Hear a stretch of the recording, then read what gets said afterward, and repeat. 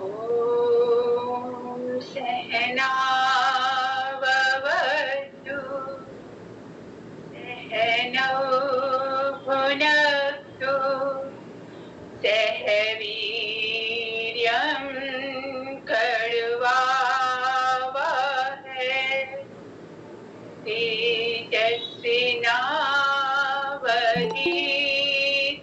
तेजस्विनावधीतमस्तु मा विद्विषावहै।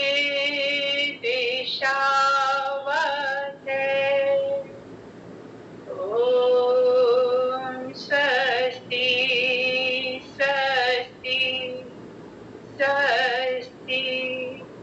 दोनों हाथों को आपस में रख लीजिए। गर्म आंखों पर हाथों की गर्मी को महसूस करेंगे। आंखों को धीरे से प्यारी सी मुस्कुराहट के साथ खोलेंगे और अपनी हथेलियों को देखेंगे। Thank you. एक बार अपना आज सभी सिलेबस ओपन करेंगे।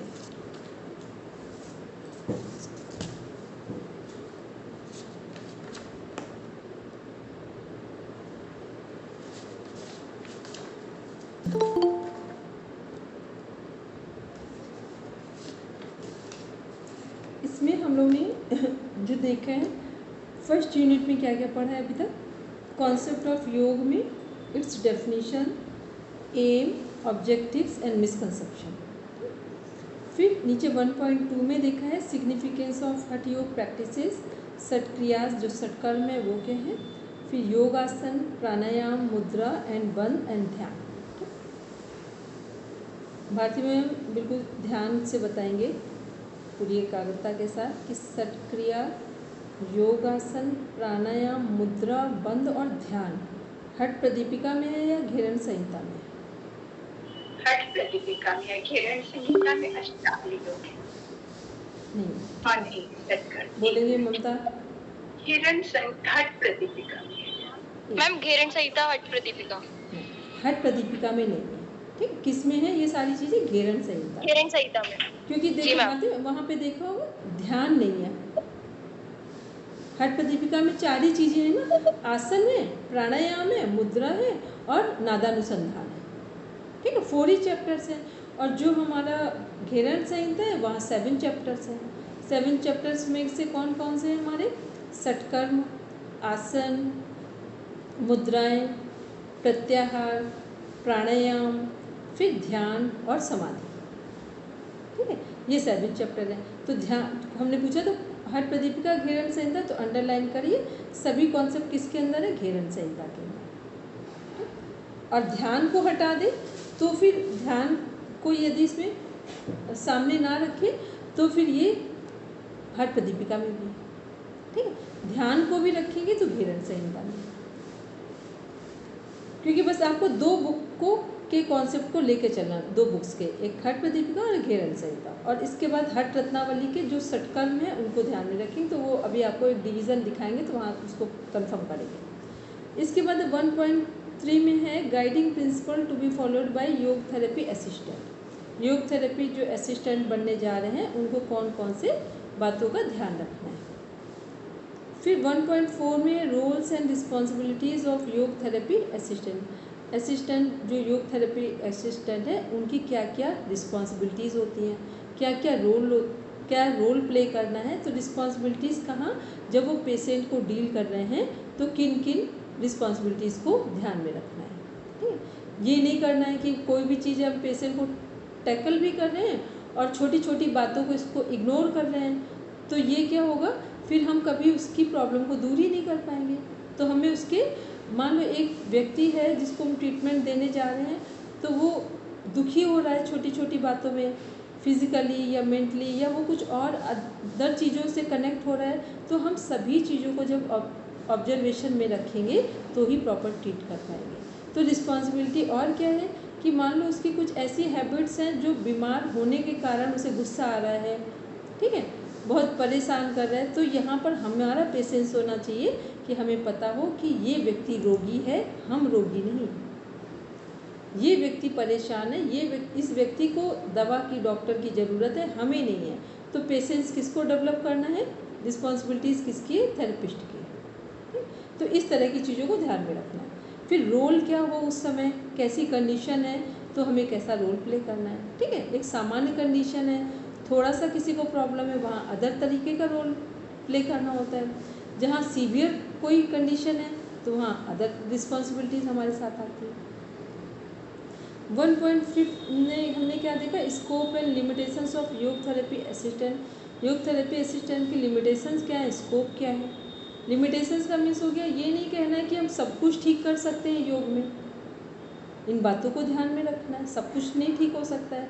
कोई एक्सीडेंटल केस है, आप कह दें कि पहले मेरे पास ले आए, नहीं हो सकता है। किसी को सांप ने काटा है, किसी को बिच्छू ने काटा है, आप कह दें नहीं आप पहले मेरे पास ले आए, नहीं लाएंगे।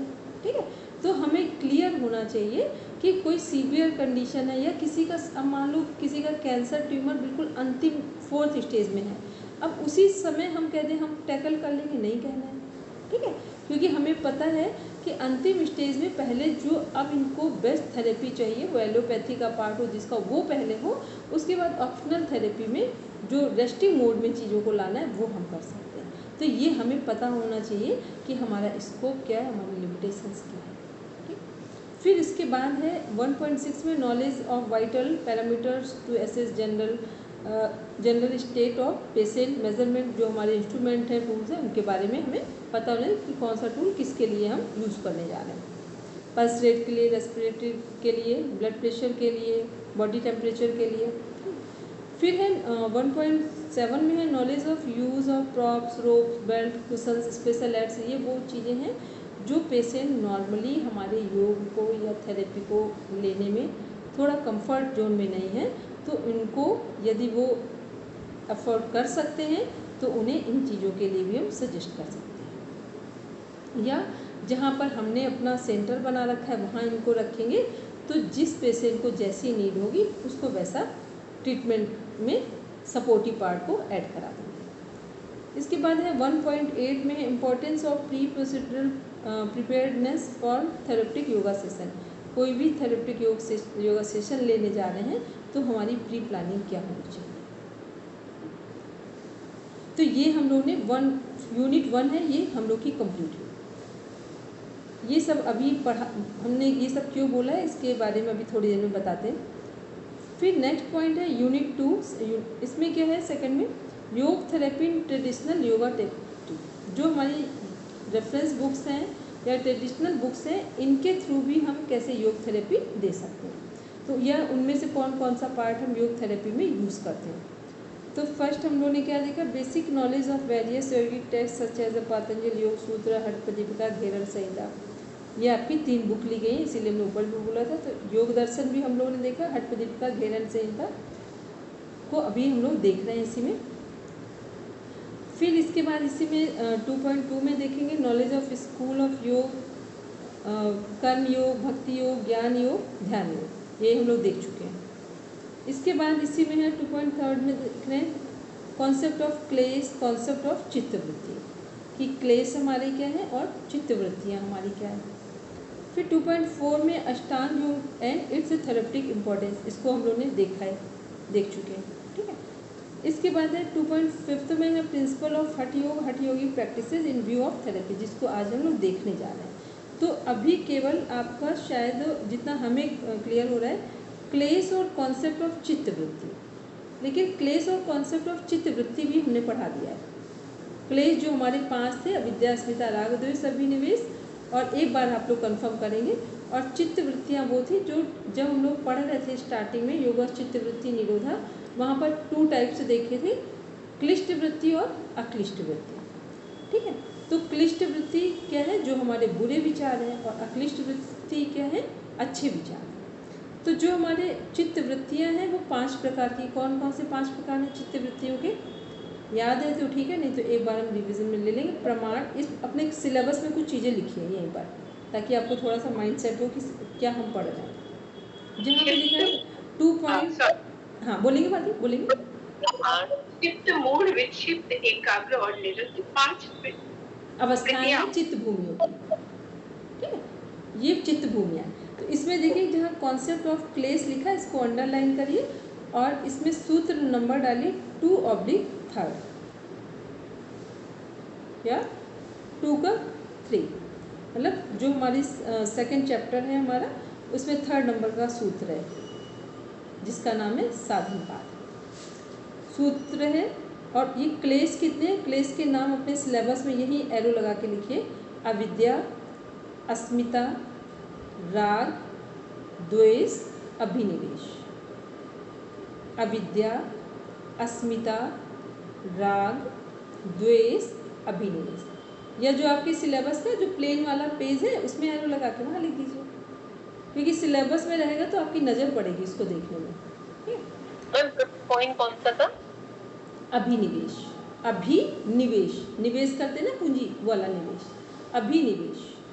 ठीक है, अविद्या, अस्मिता, राग, द्वेष, अभिनिवेश। ठीक है, अविद्या क्या है, इग्नोरेंस, अज्ञानता। अस्मिता क्या है, ईगो। फिर राग क्या है, ओवर अटैचमेंट। द्वेष क्या है, हेट्रेड, घृणा। फिर अभिनिवेश क्या है, फियर ऑफ डेथ। अभिनिवेश क्या है, फियर ऑफ डेथ। तो ये 5 क्लेश हैं हमारे।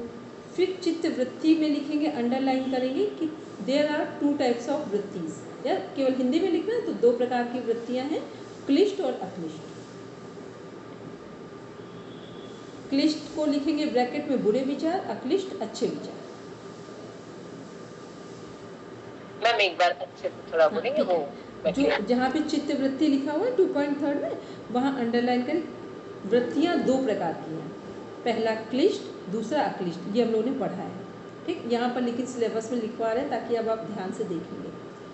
फिर वृत्तियों के नाम लिखेंगे, वो 5 हैं। वृत्तियों के प्रकार 2 हैं, नाम 5 हैं। तो नाम कौन कौन से 5 हैं? प्रमाण, विपर्यय, विकल्प, निद्रा और स्मृति। प्रमाण, विपर्यय, विकल्प, निद्रा और स्मृति। ठीक है, प्रमाण क्या है, एविडेंसेस। विपर्यय क्या है, इल्यूजन्स, मिथ्या ज्ञान। विकल्प क्या है, इमेजिनेशन, कल्पनाएं। फिर जो हम लोगों की कल्पनाएं चलती वो सब विकल्प में आते हैं। फिर इसके बाद निद्रा, स्लीपिंग पैटर्न। फिर उसके बाद है जो हमारे स्मृति, वो क्या है, संस्कार, इनकारनेशन। बोलेंगे भारती में? मैम निद्रा को थोड़ा अच्छे से क्लियर कर दोगे, वो मेरे दिमाग में बहुत क्लियर। ठीक है, अभी करते हैं। ठीक है, 1 मिनट, इसको अंडरलाइन कर लेंगे, इसको यहाँ पे फिर करते हैं। तो ये क्या है, ये हमारी वृत्तियों के नाम हैं। पहले वृत्तियों के प्रकार, देयर आर 2 टाइप्स ऑफ वृत्तिज, क्लिष्ट एंड अक्लिष्ट। फिर जो नाम है, there are 5 names related to वृत्तिज। तो वो कौन कौन से हैं? तो वृत्तियाँ क्लिष्ट और अक्लिष्ट प्रकार हैं। नेम है प्रमाण, विपर्यय, विकल्प, निद्रा, स्मृति। ठीक है, स्मृति, स्मृति को इनकारनेशन में संस्कार भी बोलते हैं। ठीक है, तो ये हमने देखा। फिर इसके बाद 2.4 अष्टांग योग, इट्स ए थेरेप्टिक इम्पॉर्टेंस। अष्टांग योग हम लोगों ने पूरा ही पढ़ा है, यम नियम से धारणा तक, ध्यान समाधि तक, और ये सब कैसे हमें सपोर्ट देंगे, आज उसको हम कवर करेंगे इसमें। ठीक है, फिर प्रिंसिपल ऑफ हठ योग, ये हम लोग देख रहे हैं यहाँ पर। तो बस इतना, आज ये लगभग आपका 2nd यूनिट कंप्लीट होगी। अब यहाँ पर देखते हैं जो भारती मैम ने पूछा निद्रा के बारे में, जो हमारी 4th नंबर की वृत्ति है। तो निद्रा क्या है, हमारे 3 गुण हैं, प्रकृति के 3 गुण हैं। कौन कौन से हैं? सतोगुण, रजोगुण, तमोगुण। तो जो निद्रा है वो तमोगुण में आती है। निद्रा किसका सिंबॉलिक है? तमोगुण। तो जो निद्रा है हमारी, ऐसा माना जाता है, और ये माना ही नहीं जाता, साइंटिफिक प्रूवन है कि जो व्यक्ति जितनी गहरी नींद लेता है वो उतना गहरा ध्यान कर सकता है, या जो व्यक्ति जितनी गहरी नींद लेता है उसके काम की क्वालिटी बिल्कुल डिफरेंट दिखाई देती है, उसके काम में एक प्रेजेंट सेंस ऑफ माइंड दिखाई देता है। ठीक है, क्यों दिखाई देता है? क्योंकि गहरी नींद का संबंध है कि हम बाहर के, जब सोने के समय हम बाहर की चीज़ों से पूरा डिस्कनेक्ट हो रहे हैं। अब गहरी नींद आती किनको है? एक तो गहरी नींद उनको आती है जिन्होंने अपने काम टाइम से पूरे कर रखे, किसी का कोई ना बातों से कोई उधार है, ना कोई धन से कुछ उधार है, और ना कोई कर्म से कुछ उधार। यदि ऐसा करते हुए डेली चल रहे हैं तो नींद गहरी आएगी आपको। दूसरी चीज़ क्या है, नींद गहरी उनको आती है जो लोग 10 बजे से पहले सो जाते हैं, उनको गहरी नींद आती है। क्योंकि हमारा जो बायोलॉजिकल क्लॉक है उसका टाइमिंग क्या है, 10 से 4, और उससे भी जो उसकी तैयारी है वो है 9 बजे। 9 से 10 के बीच जो लोग सोते हैं वो 9 से 12 की जो नींद है वो कितने घंटे की नींद पूरी होती है, एक बार में 6 घंटे की नींद पूरी। तो 3 घंटे में ही 6 घंटे को हम पूरा करते हैं। और आज का टाइम क्या है कि शायद 9 बजे सोना तो अब लोगों के लिए बिल्कुल एक ऐसा लगता है कि ये कोई बीते ज़माने की बातें हैं या तो झूठ बातें हैं। और जबकि हम लोग अपने बैक में थोड़ा सा भी चले जाएं, जो 40 ईयर्स में भी अभी होंगे, तो 20 साल पहले चले जाएं तो 9 से 10 के बीच लाइट्स ऑफ होना सबके घर की एक बाध्यता होती थी। सबको पता है नेचुरल कि 9 से 10 बजे लाइट्स ऑफ होनी है। और सुबह कोई ऐसा रेयर में घर मिलेगा जहाँ लोग धूप आने के बाद, सूर्योदय के बाद उठते हैं। ये 20 साल पहले तक ये नियम कहीं नहीं था, लगभग 100% तो कुछ नहीं।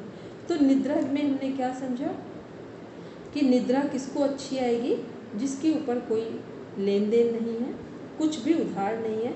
इवन आपने किसी से कुछ कहा है कि आज बता देंगे या कल बता देंगे और उसको आपने नहीं बताया है, तो उसकी एनर्जी आपको सोने नहीं देगी, आपको पता नहीं चलेगा, क्योंकि वो व्यक्ति आपका वेट कर रहा है। तो क्या करना है, तुरंत आप उसको एक मैसेज करिए, वॉइस मैसेज करके कि आज हम इस कारण से आपका काम नहीं कर पाए, और क्षमा भी मांग लीजिए। मतलब जो चीज़ें आपको अगर लगता है जीवन अच्छा रखना है तो तन मन धन तीनों से उधारी बंद करिए। पहला, नींद का अच्छा तरीका। दूसरा, जो हमारा टाइम है 9 से 10 के बीच सो जाए। तीसरे नंबर पे क्या है कि फिर इसके बावजूद भी कुछ और प्रॉब्लम्स आ रही हैं तो फिर उनको ध्यान से पहले सॉर्ट आउट कर लें, फिर नींद के लिए तैयार हो। तो ऐसी नींद किस में कन्वर्ट हो जाएगी, धीरे धीरे योग निद्रा में कन्वर्ट। योग निद्रा क्या है, योग निद्रा का मीन्स है कम समय में अपने नींद को पूरा करना। तो ये योग निद्रा के ही कॉन्सेप्ट में काम करते हैं। योग निद्रा में बोला जाता है कि यदि हम पूरे ध्यान से 1 घंटे की योग निद्रा ले लें, 3 घंटे की योग निद्रा ले लें, तो हम पूरे जीवन 3 घंटे सोकर काम कर सकते हैं। तो 3 घंटे जो लोग सोकर काम करते हैं, हम लोग मोदी जी को देखते हैं, उनका 1-1 सेकेंड का प्रोटोकॉल है। 25 सालों का तो अभी का हम लोग देख रहे हैं, आज तक उनको सुना कभी फीवर आया है, दिन रात काम कर रहे हैं। तो ये सब लोग योग निद्रा का अभ्यास करते हैं, पूरा अभ्यास नहीं करते, सिद्ध है इनको योग निद्रा। जितने भी लोग 3 घंटे सोने वाले हैं ये सब योग निद्रा में जाते हैं, ठीक है। तो ये निद्रा कौन सी है, जिसकी अभी हमने बात की है। अब ये लोग क्या करते हैं, जब अभ्यास सिद्ध हो जाता है किसी का, तो ये लोग इस नींद को, यदि इन्होंने रात में काम किया है तो दिन में इस नींद को ले सकते हैं, क्योंकि वो सिद्ध हो गई हैं चीज़ें, तो कहीं पर भी हम इनका उपयोग कर सकते हैं। तो यहाँ निद्रा के मीन्स में है, इसमें निद्रा 2 तरह की है, पहले क्लिष्ट है और फिर अक्लिष्ट है। क्लिष्ट निद्रा मीन्स हुआ कि किसी भी टाइम सो गए, किसी भी टाइम जग गए, तो हमारा स्वास्थ्य कैसा रहेगा, अच्छा नहीं रहेगा। तो वो क्लिष्ट निद्रा में आ गया, क्योंकि क्लिष्ट का मीन्स होता है बुरा, गलत। और जब अक्लिष्ट निद्रा की बात करेंगे तो हमने क्या किया कि समय पर सोए, किसी का कुछ उधार नहीं है। तीसरे नंबर पे जो भोजन है वो रात्रि का भोजन जल्दी लिया और हल्का भोजन लिया, ये भी हमें नींद में सपोर्ट करते हैं। तो ये नींद किस में कन्वर्ट हो गई, अक्लिष्ट में। तो ये निद्रा के परिणाम क्या आएंगे, ये निद्रा के परिणाम आएंगे कि हम ध्यान के लिए रेडी होने लगेंगे। और जिसके जीवन में ध्यान अच्छे ढंग से, जिसकी नींद ऐसी होगी, जो अक्लिष्ट निद्रा की बात कर रहे हैं, वही व्यक्ति ध्यान के करीब होगा। उसके व्यक्ति के जीवन में जो सांसारिक जीवन है वो भी सफल होगा और आध्यात्मिक जीवन भी सफल हो जाएगा। ठीक है, भारती मैम, क्लियर हो गया नींद के संदर्भ में? ये चित्त वृत्ति कैसे है? ये तो मतलब इस बारे में मुझे कोई डाउट नहीं, लेकिन ये तो शरीर की एक जरूरत हुई ना। चित्त वृत्ति नींद को कैसे काउंट करा है वो चित्त मैं का चित्त को बता दे रहा है। जब हम लोग अच्छी नींद लेंगे, और हमने नींद में क्या बोला था कि किसी तरह का कुछ भी उधार नहीं है, ना मन से, ना वचन से, ना कर्म से। तो चित्त पर जब हमने नींद गहरी ली और फिर नींद के बाद ध्यान किया, तो ध्यान में क्या होंगे, हमारे सारे संस्कार, जो कुछ संस्कार है सब जल जाएंगे, तो चित्त पर हमारे कोई प्रभाव ही नहीं पड़ेगा। जब हमने गहरी नींद ली है, जिसका ध्यान में प्रयोग किया है, तो हमारे चित्त में कोई भी गलत संस्कार नहीं पड़ेंगे। सारे संस्कार कहाँ से पड़ते हैं? जो रात्रि में हम लोग कैरी करके सोते हैं, वो हमारे गहरा संस्कार बना देते हैं। तो जब हम सोने के समय खाली ऊपर सोने जा रहे हैं और पूरी नींद ली और एक नींद औषधि के जैसे ली है, तो इस नींद के परिणाम ध्यान में कन्वर्ट होंगे। और जो व्यक्ति ध्यान में यात्रा कर रहा है, उसके चित्त में कोई भी क्लिष्ट संस्कार या क्लिष्ट विचार नहीं पड़ेंगे। तो इसका नाम है योगस्थ चित्त वृत्ति निरोधा, कि वृत्तियाँ हमारे चित्त को कैसे क्लीन कर रही हैं। अभी भारती में और कोई क्वेश्चन हो तो अभी पूछते जाइए, ताकि आप एक सेटिस्फेक्शन मोड में चले जाइए। क्या मैं अपने एक्सपीरियंस से बोलती हूँ, जब हमारा मन प्यार और विश्वास से भरा होता है और शरीर पूरा पुरुषार्थ करके थका हुआ होता है और दिमाग में कोई ख्याल नहीं होता, तो हमें वेस्ट नहीं होता। ये मेरा एक्सपीरियंस है। नहीं, वो ठीक है, लेकिन ये देखेंगे कि एक चीज़ हमेशा ध्यान रखिए, जब आप कभी बहुत चेक करना चाहती थी, वो जो आपने कहा ना टाइम से, मेरे पास बहुत सारे स्टूडेंट्स आते हैं जो कहते हैं कि अगर हम 10 से 12 या 1 तक सो गए तो सो गए, अगर किसी कारण से गेस्ट आए या कुछ भी हुआ, लेट हो गई, तो नींद नहीं आती। तो ये भी प्रॉपर नहीं है। हम जब भी टाइम मिले, मतलब अगर हम पूरे विश्वास में है ना, क्योंकि प्रकृति तो इंसाफ में चलती है, तो हमारा मन कभी डिस्टर्ब होता ही नहीं है। फिर जब भी हमें टाइम मिले, परिस्थितियां हमें जो भी टाइम दे, जो भी जगह दे, जैसा भी दे, हम बस सो जाते तुरंत। ये तभी जिनको किसी भी समय नींद आ सकती है, मान लो किसी कारण से वो नहीं सो पाए, वो तो नेचुरल है कि पूरी लाइफ में सब हमारे अनुसार चलता नहीं है। लेकिन ये नींद तभी आएगी भारती मैम, जब आपका मन वचन कर्म से उधार नहीं होगा। इस बात में कोई एक पॉइंट में भी मेरी तरफ से नो नहीं हो सकता, क्योंकि हमने बहुत लंबे समय से काउंसलिंग की है। नींद केवल उन्हीं को अच्छी आती है जिन्होंने दूसरों का दिल ना दुखाया हो, दूसरों से कोई गलत प्रॉमिस ना किए हो, दूसरों से कोई कर्ज ना लिया हो, उन्हीं को नींद आती है। वो कभी भी सो सकते हैं, लेकिन बाकी अगर कुछ गलत चल रहा है तो नींद नहीं आई। तो आपको नींद आती है तो आपके ऊपर ये चीज़ें नहीं होंगी, तो आप कभी भी सो जाए, कोई भी कभी सो जाए तो सो जाएगा। तो ऐसे लोगों के चित्त में क्या होंगे, फिर संस्कार जो क्लिष्ट वाले हैं वो नहीं पड़ेंगे। तो धीरे धीरे नींद भी वो माध्यम है जो हमारे चित्त को क्लीन करता जाता है। ठीक है, क्योंकि पांचों वृत्तियां हमारे चित्त को क्लीन करने में सपोर्ट करती हैं। प्रमाण, विपर्य, विकल्प, निद्रा, स्मृति, पांचों की पांचों क्लीन कर रही हैं। अब पांचों को क्लीन करने के लिए कई उपाय हैं, उसमें से एक उपाय ये है कि मन वचन कर्म तीनों से एक हो जाए, तो ये भी चित्त को क्लीन करने का सबसे सरल सशक्त माध्यम है। बोलेंगे बहन। मैम आप बोल रहे हैं कि जैसे गहरी नींद आना ना, तो मैम जैसे अगर हम भी एक्सपीरियंस करते पर्सनली, तो हम देख पा रहे, मतलब मैं अपनी फैमिली को ही देख पा रही हूँ, तो हम भी ऐसे अच्छे से गहरी नींद ले लेते हैं, मतलब ऐसा एहसास होता है। तो ये हम सही एहसास कर रहे हैं या गलत एहसास कर रहे हैं? नहीं, अच्छी नींद आती है तो बहुत बड़ा ईश्वर का वरदान है। अच्छी नींद ऐसे नहीं आती किसी को, ठीक है। पूरी दुनिया में कौन सी समस्या चल रही है? नींद की समस्या टॉप पे चल रही है। जितने मेंटल हेल्थ इश्यूज हैं वो कहाँ से आ रहे हैं? नींद से आ रहे हैं। नींद ही नहीं आ रही है, या तो अधिक आ रही है या तो नहीं आ रही है। तो मेंटल हेल्थ इश्यूज का जो कॉज फैक्टर है वो नींद है हमारा, ठीक। अब बस ये ध्यान रखना है, नींद कमजोरी से अधिक आ रही है या स्वास्थ्य ठीक है तब आ रही है, क्योंकि कई बार स्वास्थ्य खराब होता है तब भी बहुत गहरी नींद आती है, ठीक है। फील किया है किसी ने कि नहीं? जब स्वास्थ्य गड़बड़ होता है, हीमोग्लोबिन डाउन होता है, तब भी इतनी गहरी नींद आती है, हर समय नींद आती है, तो उसको नहीं मानना है, ठीक है। जो बस 6 से 7 घंटे में आपको फ्रेशनेस दिला दे, फुल हो जाए नींद आपकी, तो ठीक है। बाकी साधना करने के दौरान तो और कम समय होता है, ठीक है। तो मैंने आपको बढ़िया है, सब लोग अच्छे से कर्म करिए। हमको यही पता है यही जो धरती है यही स्वर्ग है और नर्क है, यहाँ दूसरा स्वर्ग नर्क की कोई आवश्यकता नहीं है। इस धरती में सारे कर्म आपको यही सब कुछ दिला देते हैं। ठीक, चलिए। मैम एक और क्वेश्चन, जी योग निद्रा हम स्वयं भी प्रैक्टिस कर सकते, जैसे मैंने हेमंत सर करवाते, उनको मैंने देखा है और मतलब स्वयं करते हुए मतलब नहीं देखा है, तो क्या हम खुद भी कर सकते हैं? योग निद्रा में गणेश जी दो चीज़ें होती हैं। यदि आपकी बहुत अच्छी प्रैक्टिस हो गई है श्वासों को काउंट करने में, यदि आपकी श्वासों को काउंट करने की बहुत अच्छी प्रैक्टिस है कि आप उल्टी गिनती काउंटर पोज में आप कर लीजिए, कैसे 100, 99, 98, 97, 96, 95, 94, 93, 92, 91, 90।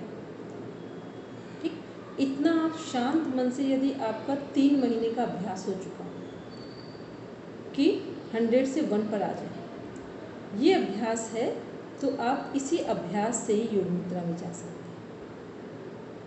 ठीक, और यदि ये अभ्यास नहीं है तो फिर आप कोई भी रिकॉर्डेड फॉर्म में किसी को सुनेंगे, क्योंकि योग निद्रा का मीन्स है कि कोई भी वॉइस में अपने आप को कनेक्ट करना है। तो एक तो बाहर की वॉइस होगी, अपने आप में वॉइस क्या है हमारी, जो प्राण चेतना है, ये भी वॉइस में आता है।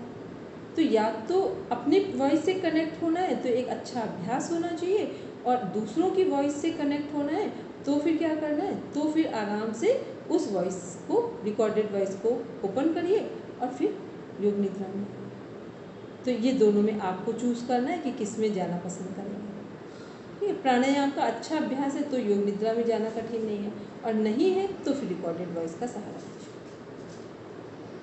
तो योग निद्रा बेस्ट पार्ट है। चलिए, अब किसी का अभी कोई क्वेश्चन तो नहीं है, तो अब हम लोग आगे बढ़ते हैं इसमें। अब आते हैं, हम लोग देखते हैं जो हमारा प्रिंसिपल्स ऑफ हठ योग है। Hatha yogic practices in view of therapy. Therapy के व्यू से देखते हैं हम लोग। ये हम लोग ने देखा है कल, ये वाला पार्ट, जहाँ तक मेरा मानना है ये पूरा हम लोग ने देखा है।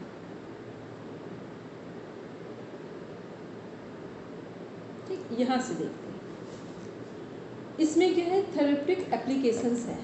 आज हम लोग इसमें पढ़ेंगे, जो हमारे पास समय है, कि जो ये हम लोग ने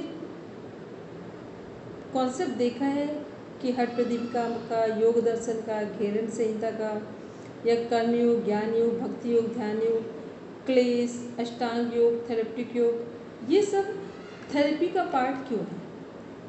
बोलिए वेन्यू मैम, आरती जी,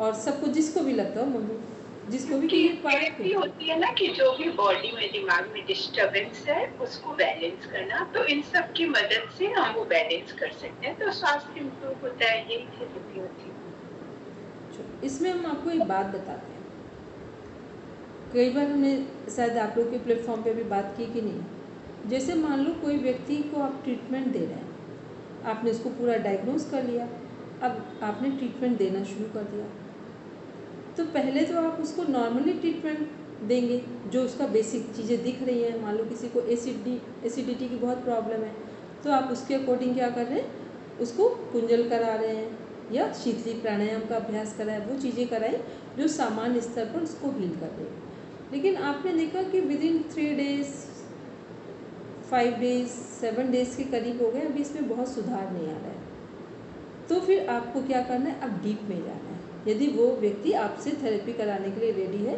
तो डीप में जाना है, या फिर क्या करना है कि इतना अवेकनिंग पोजीशन में काम करें, क्योंकि थेरेपिस्ट बनने का मीन्स है कि हम व्यक्ति की बॉडी लैंग्वेज को देखकर समझ लें कि ये वात रोगी है, पित्त रोगी है, या कफ का रोगी, या फिर वात पित्त डोमिनेंट प्रकृति है तो कौन सी फर्स्ट में है, कौन सी सेकेंड में। ये चीज़ों को क्या है, एज ए थेरेपिस्ट हमें कंफर्म होना चाहिए। जैसे मान लो कोई व्यक्ति बहुत मोटा दिख रहा है, तो कौन सी प्रकृति है उसकी, कफ प्रकृति, कफ की। कोई व्यक्ति बहुत दुबला पतला है, कौन सी प्रकृति है उसकी, वात, वात हो गई। और कोई व्यक्ति ठीक है, फिजिक उसका बिल्कुल ठीक है, कौन सा रोग होगा, जो पित्त प्रकृति। हाँ, चीजें काउंट होती है, लेकिन जनरली पित्त में क्या होता है, मोस्टली जो व्यक्ति का फिगर है, जो फिजिक है, वो लगभग ठीक ठीक है पित्त प्रकृति। अब इसमें क्या होता है, एक प्रकृति बैक में होती है, एक डोमिनेंट होती है। तो पहली चीज़ तो हमने व्यक्ति को देख कर भी हमें हमारी साइकोलॉजी इतनी स्ट्रांग हो कि हमें ये कंफर्म हो जाए कि यदि इस प्रकृति का रोगी है तो उसकी क्या क्या हैबिट्स हो सकती हैं। मान लो कफ प्रकृति का रोगी है तो इसका मतलब है वो जल्दी जल्दी आपकी बात नहीं मानेगा, क्योंकि कफ प्रकृति के रोगी आराम पसंद होते हैं, उनको आराम चाहिए पहले, बाकी का सब कुछ बाद में। ठीक है, वो आएंगे आपके पास लेकिन आप ही से पूछेंगे एसी नहीं चल रहा है, अभी पंखा चल रहा है। ठीक है, आए हैं इलाज कराने आपसे। ठीक है, और एसी के कारण ही उनकी कंडीशन खराब हुई है, आराम के कारण। तो अब वो वहाँ पर भी तो क्या है, कफ प्रकृति के लोग क्या आराम पसंद है, तो यहाँ पर हमारा बातचीत का सेंस डिफरेंट है। ठीक, अब आते हैं वात प्रकृति में। वात प्रकृति के लोग क्या हैं, आप जो बोलेंगे सब हाँ, सब हाँ, और करेंगे कुछ भी नहीं। ठीक है, करेंगे कुछ भी नहीं। मैं बहुत रिलेट कर पा रही हूँ। ठीक है, अब हमें तो नहीं पता, इतना तो आप लोग को आसपास कोई है तो आप मेरी बात से कनेक्ट कर पाएंगे कि आप बात मानने से इनकार नहीं करेंगे लेकिन बात अप्लाई नहीं करेंगे। ठीक, पित्त प्रकृति वाले कैसे लोग हैं, ये आते ही आपके पास ठीक होने के लिए, ये आते ही आपके पास ठीक होने के लिए। बस पित्त प्रकृति के लोगों को क्या दिक्कत है कि उनको जल्दी ट्रस्ट नहीं होता है किसी पर। ठीक है, जल्दी ट्रस्ट नहीं होगा, लेकिन जिस पर ट्रस्ट हो जाएगा वो ब्लाइंड फेथ कर जाएंगे कि अब हमें ठीक होना ही है इनके अंदर। तो ये सारी चीज़ें क्या हैं, ये वो मेजर पॉइंट्स हैं। जब हम थेरेपिस्ट बनने जा रहे हैं तो ऐसी छोटी छोटी चीज़ों को ध्यान में रखें। हम क्या कर रहे हैं, वात वाले से पित्त का व्यवहार, पित्त से कफ का, तो आधा तो ट्रीटमेंट हमने यही गलत कर दिया। तो पहले फर्स्ट ऑफ ऑल क्या करना होता है, जब भी आप किसी की को थेरेपी देंगे, क्योंकि ये आपका प्रैक्टिकल पार्ट है, थेरेपी देंगे तो सबसे पहले उसकी काउंसलिंग करेंगे। लोग क्या करते हैं, सबसे पहले ट्रीटमेंट की बात करते हैं। कभी भी जीवन में सफलता पानी हो तो सबसे पहले काउंसलिंग की जाती है। काउंसलिंग का मीन्स होता है आपसी बातचीत, जिससे हम उसको समझ पाएँ, सामने वाले को, और सामने वाला हमें समझ पाए, पहली चीज़। फिर दूसरी चीज़, उस बात करने के दौरान ही हमने उसके कुछ इंटरनल चीज़ों को जज कर लिया, कुछ एक्सटर्नल को जज कर लिया, कुछ चीज़ें हमने उसकी प्रकृति को देख के समझ ली। अब आते हैं फोर्थ स्टेप पे, उसका जो डायग्नोस वाला पार्ट है। यदि आप बहुत अलर्ट हैं तो आप खुद से डायग्नोस कीजिए, नहीं तो क्या करना है, स्टार्टिंग मोमेंट में आप उसको बोलिए कि आप अपना डायग्नोस करा के लेकर आइए। उसकी रिपोर्ट्स को देखकर, मान लो आपको नहीं समझ में आ रहा है, अभी हम लोग बहुत लंबे समय से वर्क करते हैं तो हमें देखकर हम समझ पाते हैं इसकी प्रॉब्लम कहाँ है। आपको नहीं समझ में आया तो क्या करना, ओवर कॉन्फिडेंट नहीं होना है, उसको रिपोर्ट्स देखना है।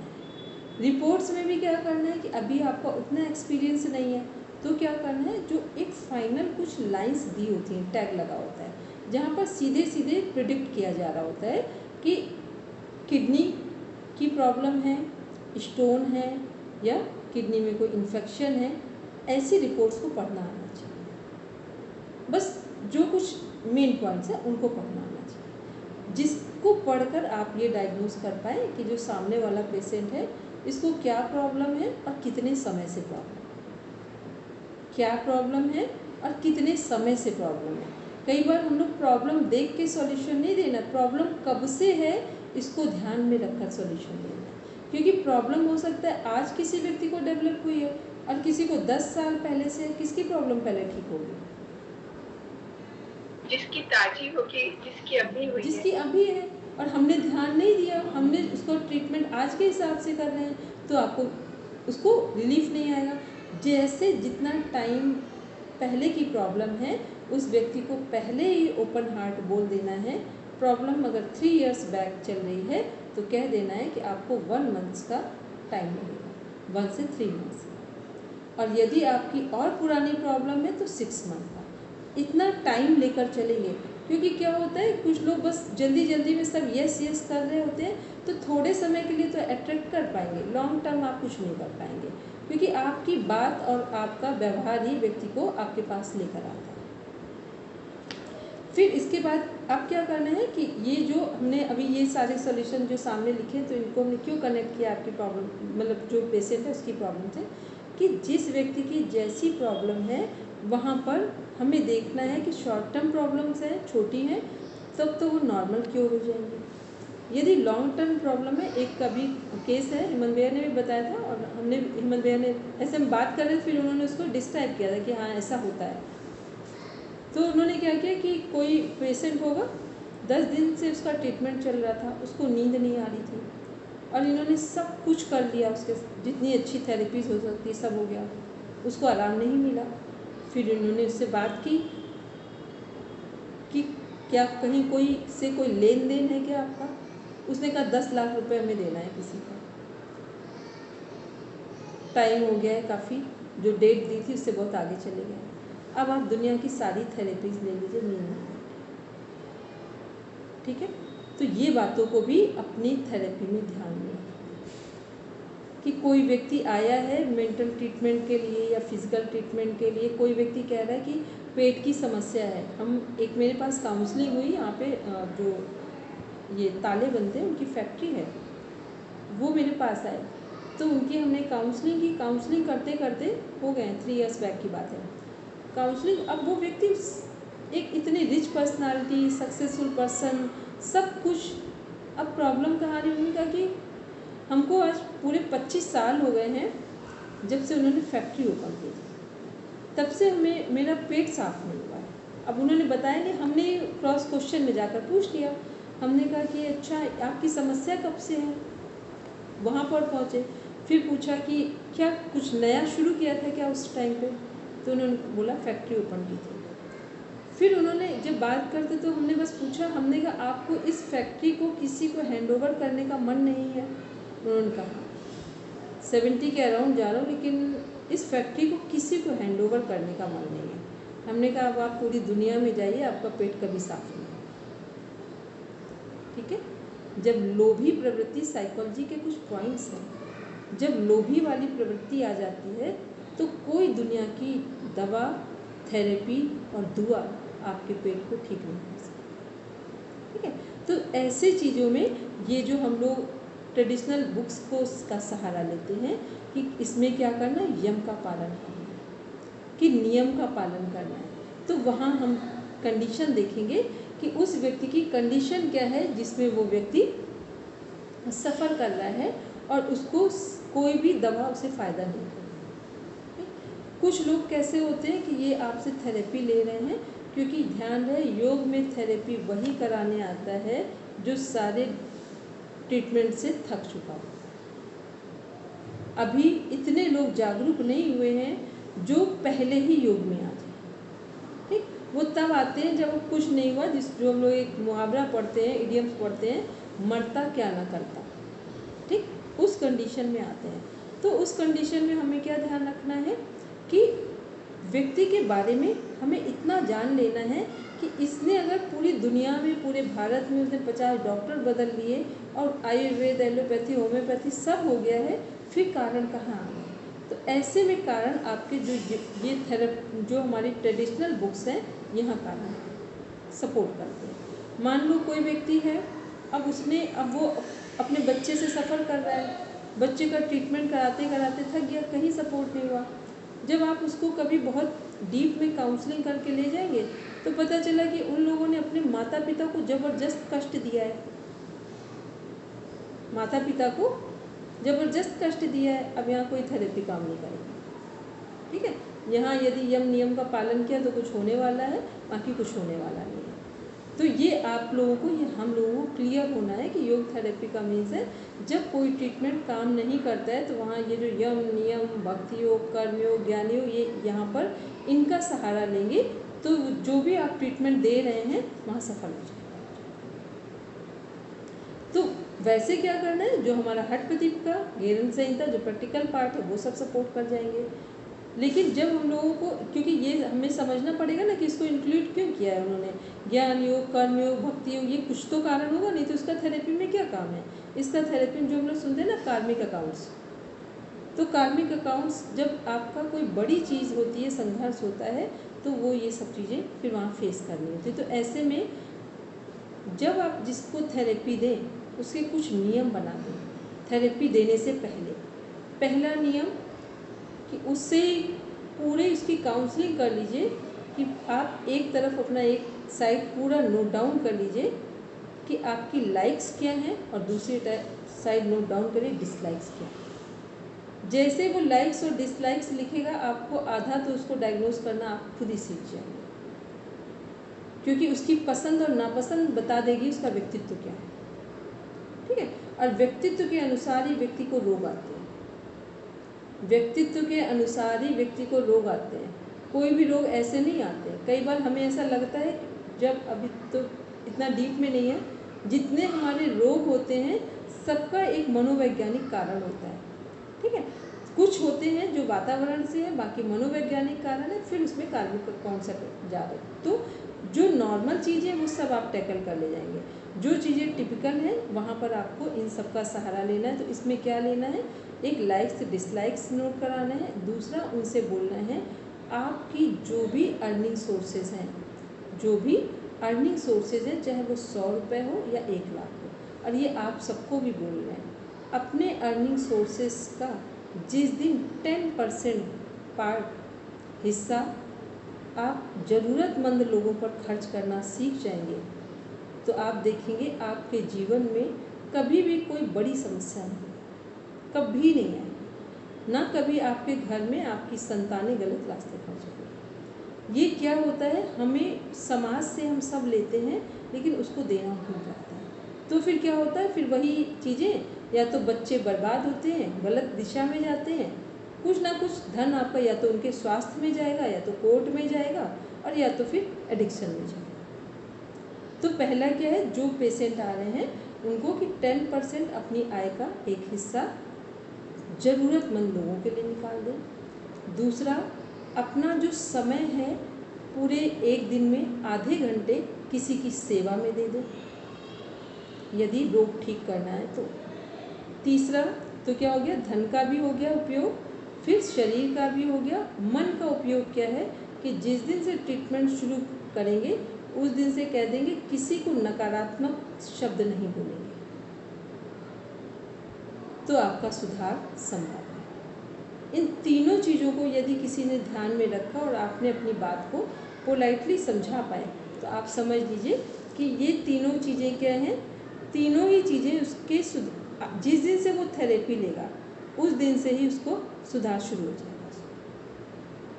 ठीक है, अभी कोई क्रॉस क्वेश्चन हो इसमें तो पूछिए, फिर बाकी इसमें फिर कनेक्ट करते हैं। ठीक है, ऐसे लगता है कि इसका थेरेपी में कोई रोल नहीं है, इसका थेरेपी में मेजर इम्पॉर्टेंट रोल है, क्योंकि हम क्या कर रहे हैं कि हम सीधा सीधा रोग डायग्नोज कर रहे हैं, रोग के कारण को देखते ही नहीं कहीं जाकर। तो ये क्या है, इन चीज़ों को देखेंगे। फिर इसमें जो हम लोग जैसे देखते हैं उसमें यम देखा, तो यम में हम लोग क्या देख रहे हैं, अहिंसा, ब्रह्मचर्य, अहिंसा, सत्य, अस्तेय, ब्रह्मचर्य, अपरिग्रह। तो ये सब में से कोई भी एक गुण अपने जीवन में ले आइए, कोई भी एक, चाहे अहिंसा लेकर आइए, चाहे सत्य लेकर आइए, चाहे चोरी ना करना लेकर आइए, चाहे चिंतन और चरित्र व्यवहार जो ब्रह्मचर्य है उसका पालन कर लीजिए, या अपरिग्रह कर लीजिए।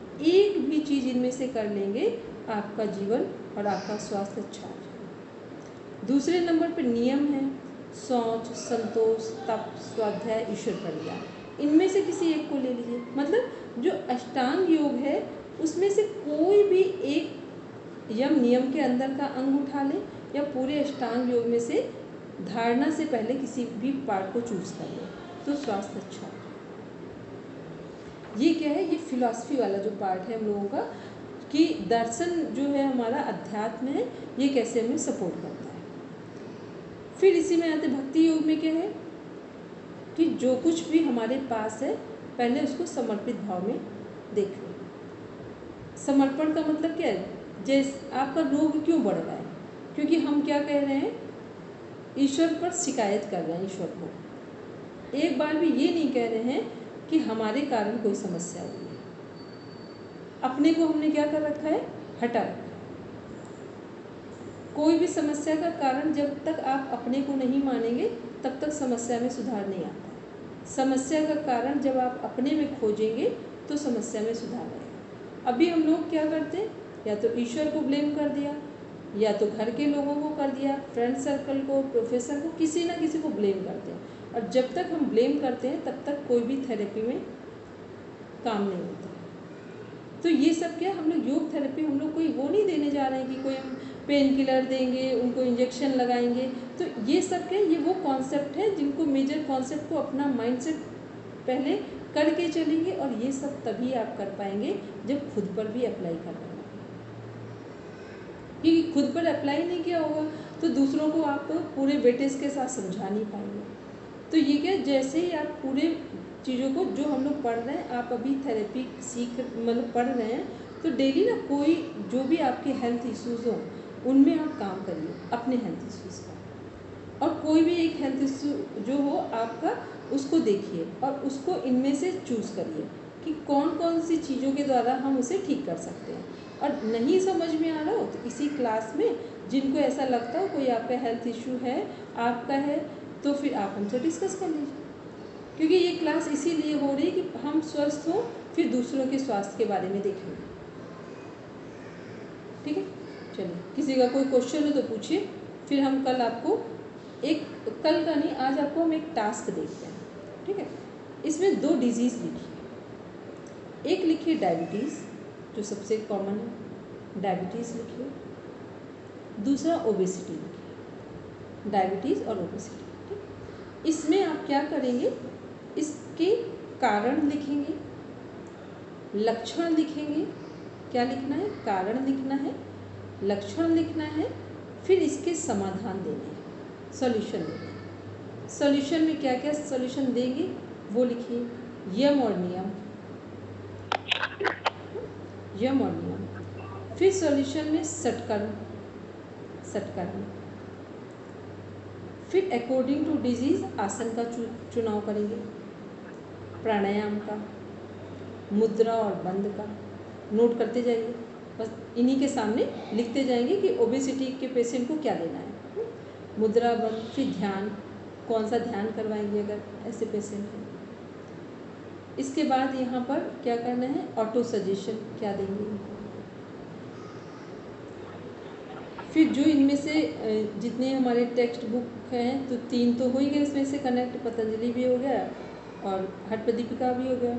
फिर कर्म योग, भक्ति योग, ज्ञान योग, ध्यान योग, इनमें से क्या लेंगे जो व्यक्ति को डिजीज़ है उससे मुक्त होने के लिए।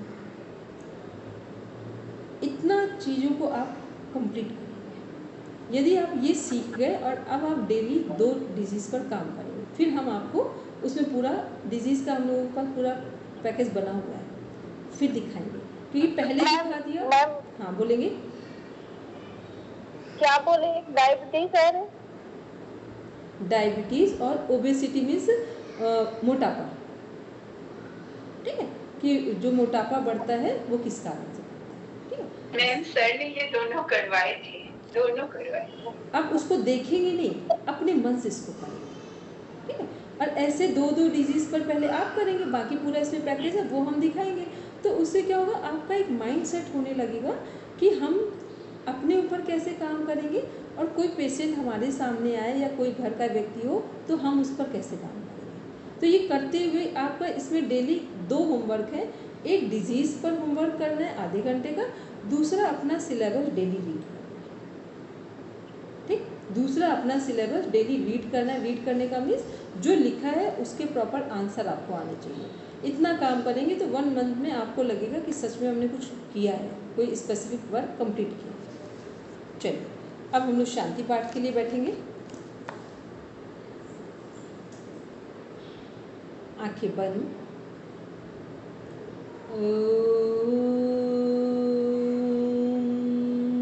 शांति शांति शांति। सर्वारिष्ठसु शान्तिर्भवतु.